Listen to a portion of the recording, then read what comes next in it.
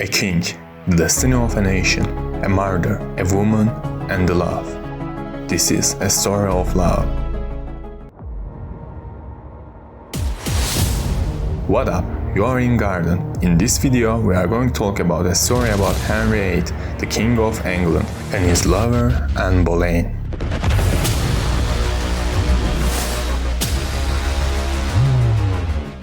Before starting the story, let us talk about the myth of Greensleeves. Some believe it was composed by Henry VIII for his lover Anne Boleyn. Because Boleyn allegedly rejected King Henry's attempts to seduce her, this rejection may be referred to in the song when the writer's love cast him off discourtely. However, the piece is based on Italian style of composition that didn't reach England until after Henry's death, making it more likely to be Elizabethan in origin. But just calling somebody Anne Boleyn is gonna be boring. Because of that, let's just call her Greensleeves to make things as charming as Sultanite. So, without further ado, let's get started.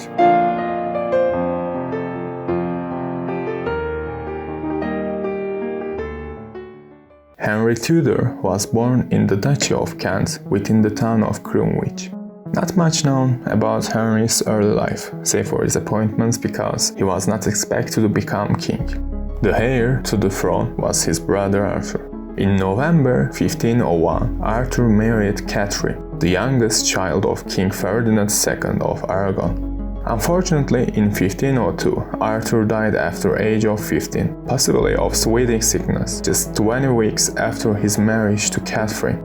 Arthur's staff thrust all his duties upon his younger brother. The 10-year-old Henry became the new Duke of Cornwall and the new Prince of Wales and the Earl of Chester. Henry VII renewed his efforts to seal a martial alliance between England and Spain by offering his son Henry in marriage to the widow Catherine. Before marriage, Henry VII died on 21st April 1509. And the 17-year-old Henry succeeded him as king. After his father's death, Henry married to Catherine and their coronation was held.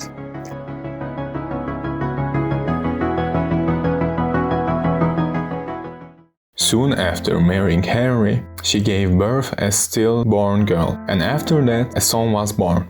They named the child after his father. You'll never guess what his name was. After the grief of losing their first child, the couple was pleased to have a boy, and festivities were held. However, the child died 7 weeks later. Catherine had another 2 stillborn sons, and finally gave birth in February 1516 to a girl, Mary. Relation between Henry and Catherine had been strained, but they eased slightly after Mary's birth. Their marriage was unusually good. By the way, Henry took mistress during the marriage. He got an affair with one of the sisters of Edward Stafford, 3rd Duke of Buckingham, either Elizabeth or Anne, or maybe both. The most significant mistress about 3 years strong was Elizabeth Blount. Blount is one of the only 2 completely undisputed mistresses, considered by some to be quite precious to the virile young king. Henry had mistress only to a very limited extent. Big man Henry was quite capable of with the ladies, and Catherine fell pregnant again with another girl, who was also stillborn.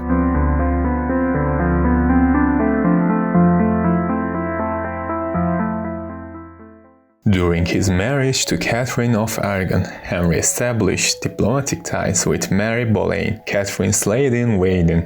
In 1525, as Henry grew more impatient with his harlot wife's inability to produce a male heir he desired, he became enamored with Mary Boleyn's sister, Anne Boleyn, a charismatic young lady of 25 in the Queen's entourage. Henry himself, at least in the early year of his reign, was a devout Catholic. 1527, he had convinced himself that Catherine had produced no male heir, because their union was blighted in the eyes of God. Indeed, in marrying Catherine, his brother's wife, he had acted contrary to Leviticus 20:21, a justification Thomas Cranmer used to declare the marriage null. It was this argument Henry took to Pope Clement VII in 1527 in the hope of having his marriage to Catherine annulled. Try as he might, he couldn't persuade the Pope. Even Lord High Chancellor of Great Britain Thomas More was against his attempts to divorce Catherine. No matter what, his burning passion endured all the hardships for his Greensleeves. Despite the Pope being a douche about it, in the winter of 1532, Henry and Anne went through a secret wedding service. She soon became pregnant and there was a second wedding service in London. Immediately, Cranmer, sitting in judgment at a special court convened at Dunstable Priory to rule on the validity of the king's marriage to Catherine of Aragon, declared the marriage of Henry and Catherine null and void. 5 days later, Cranmer declared the marriage of Henry and Anne to be valid. Anne was crowned queen consort and gave birth to a daughter on 7 September 1533. This little girl would become Elizabeth I. So tough luck on having sons, huh, Henry? Henry was not just a lover but a reformer. Following the marriage, there was a period of consolidation, taking the form of series of statutes of the Reformation Parliament aimed at finding solutions to any remaining issues, whilst protecting the new reforms from a challenge, convincing the public of their legitimacy, and exposing and dealing with opponents. With this process complete, in May 1532, Thomas More resigned as Lord Chancellor, leaving Cromwell as Henry's chief minister. After the resignation of More, Parliament, with a few acts, recognized the king's status as head of the church in England, and even further, they abolished the right of appeal to Rome. Opposition to Henry's religious policies was at first quickly suppressed in England. Many dissenting monks, including first Carthusian martyrs, were executed and many more pilloried. The most prominent resistance included John Fisher, Bishop of Rochester, and Sir Thomas More, both of whom refused to vow loyalty to the king. Neither Henry nor Cromwell sought at that stage to have these men executed. Rather, they hoped that the two might change their minds and save themselves. Fisher openly rejected Henry as the supreme head of the church, but More was careful to avoid openly breaking the Treason Act of 1534, which, unlike later acts, did not forbid mere silence. Both men were subsequently convicted of high treason. However, More on the evidence of a single conversation with Richard Rich, the Solicitor General, and both were executed in summer of 1535. Before continuing the story of Henry and Anne, don't you want to know why all these schmucks are against this marriage? What's the motivation behind the acts of Thomas More, which had him go from the strongest office in England to a shallow grave? To make it more clear, let's try to illustrate Thomas More's perspective.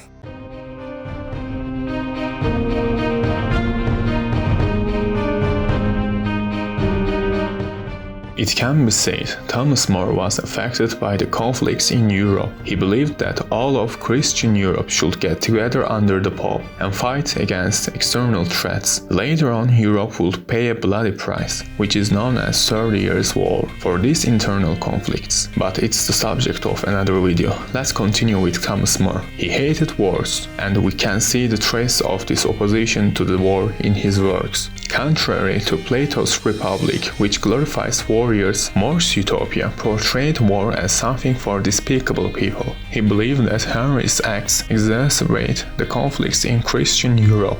After refusing to take the oath of supremacy, he was convicted of treason and executed. His last words were, "I die, the king's good servant and God's first." By the way, Erasmus' Praise of Folly was written to amuse his friend Sir Thomas More. Its original title in Latin was Moria Encomium, which means Praise of More, ironically. Alright, where we were. Yeah, Henry's and Anne's marriage. Could they find peace with their marriage? Let's see what happened to them. Interestingly, the king and queen were not pleased with married life. The royal couple enjoyed periods of calm and affection, but Anne refused to play the submissive role expected of her. The vivacity and opinionated intellect that had made her so attractive as an illicit lover made her too independent for the largely ceremonial role of a royal wife, and it made her many enemies. For his part, Henry disliked Anne's constant irritability and violent temper. After a false pregnancy or miscarriage in 1534, he saw her failure to give him a son as a betrayal. As early as Christmas 1534, Henry was discussing with Cranmer and Cromwell the chances of leaving Anne without having to return to Catherine. On 8 January 1536, news reached the king and queen that Catherine of Aragon had died. The following day, Henry dressed all in yellow with a white feather in his bonnet. Queen Anne was pregnant again, and she was aware of the consequences if she failed to give birth to a son. Later that month, the king was unhorsed in a tournament and was badly injured. It seemed for a time that his life was in danger.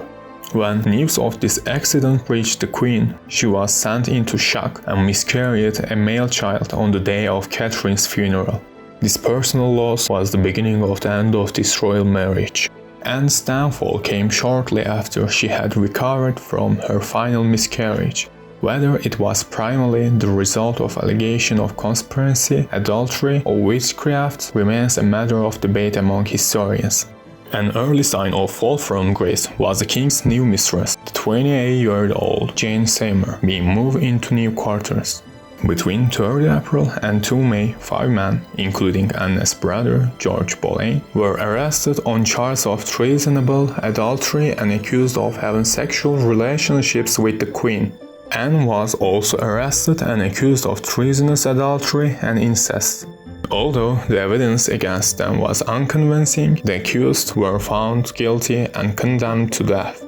The accused men were executed on 17 May 1536. Henry and Anne's marriage was annulled by Archbishop Cranmer at Lambeth on the same day. At 8 a.m.